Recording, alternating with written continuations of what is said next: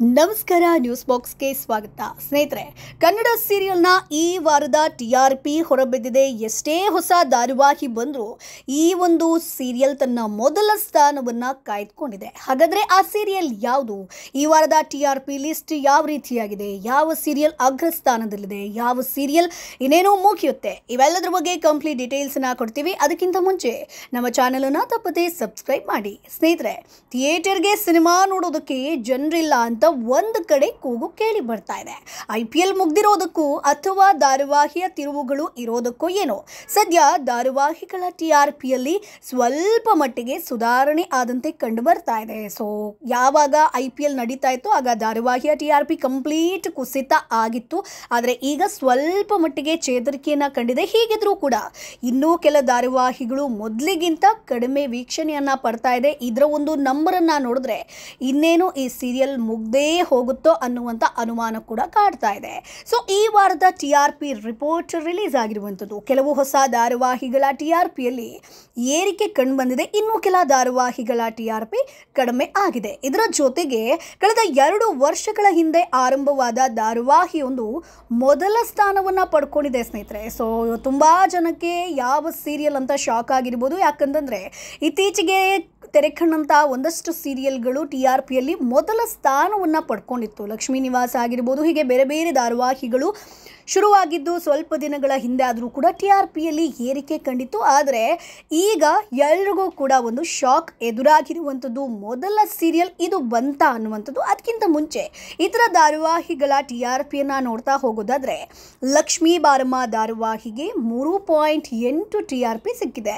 ಇನ್ನು ಭಾಗ್ಯಲಕ್ಷ್ಮಿ ಧಾರಾವಾಹಿಗೆ 4 TRP ಸಿಕ್ಕಿರುವಂಥದ್ದು ಸ್ನೇಹಿತರೆ. ರಾಮಾಚಾರಿ ಧಾರಾವಾಹಿಗೆ 4.9, ಶ್ರೀಗೌರಿ ಧಾರಾವಾಹಿಗೆ 4.5. ಈ 4 ಸೀರಿಯಲ್ಗಳು ತೀರಾ ಲೀಸ್ಟ್ TRPಯನ್ನು ಪಡ್ಕೊಂಡಿರುವಂಥ ಧಾರಾವಾಹಿ. ಶ್ರೀಗೌರಿ, ರಾಮಾಚಾರಿ, ಭಾಗ್ಯಲಕ್ಷ್ಮಿ, ಲಕ್ಷ್ಮೀ ಬಾರಮ್ಮ. ಸೊ ಸಾಕಷ್ಟು ಜನ ಭಾಗ್ಯಲಕ್ಷ್ಮಿ ಹಾಗೆ ಲಕ್ಷ್ಮೀ ಬಾರಮ್ಮ ಎರಡನ್ನ ಕೂಡ ಮರ್ಚ್ ಮಾಡಿ ಎರಡೂ ಕೂಡ ವೇಸ್ಟ್ ಧಾರಾವಾಹಿ, ಸೊ ಕಥೆಯನ್ನು ತುಂಬ ಎಳಿತಾ ಇದ್ರ, ಯಾವುದೇ ಟ್ವಿಸ್ಟ್ ಇಲ್ಲ, ನೋಡಿ ನೋಡಿ ಬೋರ್ ಆಯಿತು ಅನ್ನುವಂಥ ಒಂದಷ್ಟು ಕಮೆಂಟ್ಗಳನ್ನು ಕೂಡ ಪಾಸ್ ಮಾಡ್ತಿದ್ದಾರೆ. ಇನ್ನು ರಾಮಾಚಾರಿ ಧಾರಾವಾಹಿ ಸ್ವಲ್ಪ TRPಯಲ್ಲಿ ಈ ಹಿಂದೆ ಏರಿಕೆ ಕಂಡಿತು, ಬಟ್ ಈಗ ಮತ್ತೆ ಅದೇ ಸ್ಟೇಜ್ಗೆ ಬಂದಿರುವಂಥದ್ದು. ಇನ್ನು ಸೀತಾರಾಮ ಧಾರಾವಾಹಿ, ವೈಷ್ಣವಿ ಗೌಡ, ಗಗನ್ ಚಿನ್ನಪ್ಪ ನಟನೆಯ ಸೀತಾರಾಮ ಧಾರಾವಾಹಿಯಲ್ಲಿ ಸೀತಾರಾಮ್ ಕಲ್ಯಾಣಕ್ಕೆ ತಯಾರಿ ಶುರುವಾಗಿರುವಂಥದ್ದು. ಸೊ ಇವರಿಬ್ಬರ ಪ್ರೀ ವೆಡ್ಡಿಂಗ್ ಫೋಟೋಶೂಟ್ ನಡೀತಾ ಇದೆ. ಈ ಧಾರಾವಾಹಿಗೆ 5.5 TRP ಸಿಕ್ಕಿರುವಂಥದ್ದು. ಅಂದರೆ ಈ 4 ಧಾರಾವಾಹಿಗಿಂತ ಕೊಂಚ ಏರಿಕೆ ಕಂಡಿದೆ ಈ ಒಂದು ಧಾರಾವಾಹಿ. ಯಾಕಂತಂದರೆ ಸ್ವಲ್ಪ ಒಂದು ಕುತೂಹಲದ ಒಂದಷ್ಟು ಸನ್ನಿವೇಶಗಳು ಬರ್ತಾ ಇದೆ. ಸೊ ವೆಡ್ಡಿಂಗ್ ಅಂತ ಒಂದು ಮದುವೆ ವಿಚಾರ ಇರೋದ್ರಿಂದ ಸಾಕಷ್ಟು ಜನ ಈ ಒಂದು ಧಾರಾವಾಹಿಯನ್ನು ನೋಡ್ತಾ ಇದ್ದಾರೆ. ಇನ್ನು ರಾಜೇಶ್ ನಟ್ರಂಗ, ಛಾಯಾ ಸಿಂಗ್ ನಟನೆಯ ಅಮೃತಧಾರಿ ಧಾರಾವಾಹಿಗೆ 5.8 TRP ಸಿಕ್ಕಿರುವಂಥದ್ದು. ಈಗಾಗಲೇ ಗೌತಮ್, ಭೂಮಿ ತಮ್ಮ ಪ್ರೀತಿಯನ್ನು ಹೇಳ್ಕೊಂಡಿದ್ದಲ್ಲದೆ ಮೊದಲ ರಾತ್ರಿ ಕೂಡ ಆಚರಿಸ್ಕೊಂಡಿದ್ದಾರೆ. ಸೊ ಮನೆಯ ಆಸ್ತಿ ಹೊಡೆಯೋದಕ್ಕೆ ಗೌತಮ್, ಮಲತಾಯಿ, ಶಕುಂತಲಾ ಪ್ರಯತ್ನವನ್ನು ಪಡ್ತಾ ಇದ್ದಾರೆ. ಸೊ ಆ ಒಂದು ಕಾರಣಕ್ಕೋಸ್ಕರ ಸಾಕಷ್ಟು ಜನರಿಗೆ ಈ ಒಂದು ಸೀರಿಯಲ್ ಇಂಟ್ರೆಸ್ಟಿಂಗ್ ಅಂತ ಅನಿಸ್ತಾ ಇದೆ. ಸೊ ಹಾಗಾಗಿ 5.8 TRP ಸಿಕ್ಕಿದೆ. ಈ ಹಿಂದೆ ನಾವು ನೋಡೋದಾದರೆ 2-3 ಸ್ಥಾನದಲ್ಲಿತ್ತು. ಸೀತಾರಾಮ ಧಾರಾವಾಹಿ ಕೂಡ 2-3 ಸ್ಥಾನದಲ್ಲಿತ್ತು. ಬಟ್ ಈಗ ಎಲ್ಲವೂ ಕೂಡ ಕಂಪ್ಲೀಟ್ ಆಗಿ ಕುಸಿತ ಕಂಡಿರುವಂಥದ್ದು. ಇನ್ನು ಆಸಿಯಾ ಫಿರ್ದೋಸ್ ಆಗಿರ್ಬೋದು, ಅಮೋಘ್ ನಟನೆಯ ಶ್ರಾವಣಿ ಸುಬ್ರಹ್ಮಣ್ಯ ಧಾರಾವಾಹಿಗೆ 6.3 TRP ಸಿಕ್ಕಿದೆ. ಈ ಹೊಸ ಧಾರಾವಾಹಿಯಲ್ಲಿ ಮಗಳನ್ನು ದ್ವೇಷ ಮಾಡುವಂಥ ಅಪ್ಪ, ತಂದೆಯ PAಯನ್ನು ಗೆಳೆಯನಂತೆ ನೋಡೋ ಮಗಳ ಕಥೆ ಇದು. ಸೊ ಸಾಕಷ್ಟು ಜನ ಈ ಧಾರಾವಾಹಿಯನ್ನು ಕೂಡ ಇಷ್ಟಪಡ್ತಾ ಇದ್ದಾರೆ. ಇನ್ನು ಲಕ್ಷ್ಮೀ ನಿವಾಸ, ಸೊ TRP ಸ್ಥಾನದಲ್ಲಿ ಮೊದಲನೇ ಸ್ಥಾನದಲ್ಲಿತ್ತು, ಬಟ್ ಈಗ ಕುಸಿತ ಕಂಡಿದೆ. ನಟಿ ಶ್ವೇತಾ, ಶ್ರೀನಿವಾಸ್ ಚಂಬೆ, ದೀಪಕ್ ಸುಬ್ರಹ್ಮಣ್ಯ, ಚಂದ್ರಶೇಖರ್, ಧನಂಜಯ, ದಿಶಾ ಮದನ್ ಆಗಿರ್ಬೋದು, ಚಂದನ ಅನಂತಕೃಷ್ಣ, ಲಕ್ಷ್ಮೀ ಹೆಗ್ಡೆ ಅವರು ಲಕ್ಷ್ಮೀ ನಿವಾಸ ಧಾರಾವಾಹಿಯಲ್ಲಿ ನಟಿಸ್ತಾ ಇದ್ರೆ 1 ಗಂಟೆಗಳ ಕಾಲ ಪ್ರಸಾರ ಆಗುವಂಥ ಈ ಧಾರಾವಾಹಿಗೆ 7.9 TRP ಸಿಕ್ಕಿದೆ. ಬಟ್ ಇದು ಕೂಡ ಈ TRP ಕೂಡ ಬೆಸ್ಟ್ ಅಂತ ಹೇಳ್ಬೋದು. ಆದರೆ ಮೊದಲನೇ ಸ್ಥಾನದಲ್ಲಿದ್ದಂಥ ಈ ಧಾರಾವಾಹಿ ಈಗ 2ನೇ ಸ್ಥಾನಕ್ಕೆ ಕುಸಿದಿರುವಂಥದ್ದು. ಸೊ 1 ಗಂಟೆಗಳ ಕಾಲ ಪ್ರಸಾರ ಆಗುವಂಥ ಈ ಧಾರಾವಾಹಿಗೆ TRP ಸ್ವಲ್ಪ ಮಟ್ಟಿಗೆ ಕಡಿಮೆ ಅಂತಾನೆ ಹೇಳ್ಬೋದು. ಬಟ್ ಓಕೆ, ಲಕ್ಷ್ಮೀ ನಿವಾಸ ಧಾರಾವಾಹಿ ಸಾಕಷ್ಟು ಜನರ ಅಚ್ಚುಮೆಚ್ಚಿನ ಧಾರಾವಾಹಿ ಹೌದು. ಇನ್ನು ಮೊದಲ ಸ್ಥಾನ ಬಹುಶಃ ನಿಮ್ಗೆಲ್ರಿಗೂ ಕೂಡ ಈಗ ಗೊತ್ತಾಗಿರುತ್ತೆ. ನಾನು ಇಷ್ಟೊತ್ತು ಹೇಳ್ತಾ ಬಂದೆ ಯಾವ ಧಾರಾವಾಹಿಯನ್ನು ಮಿಸ್ ಮಾಡಿದೆ ಅನ್ನುವಂಥದ್ದು ಗೊತ್ತಿರುತ್ತೆ. ಸೊ ಅದೇ ಧಾರಾವಾಹಿ ಮೊದಲನೇ ಸ್ಥಾನದಲ್ಲಿ ಇರುವಂಥದ್ದು ಪುಟ್ಟಕ್ಕನ ಮಕ್ಕಳು.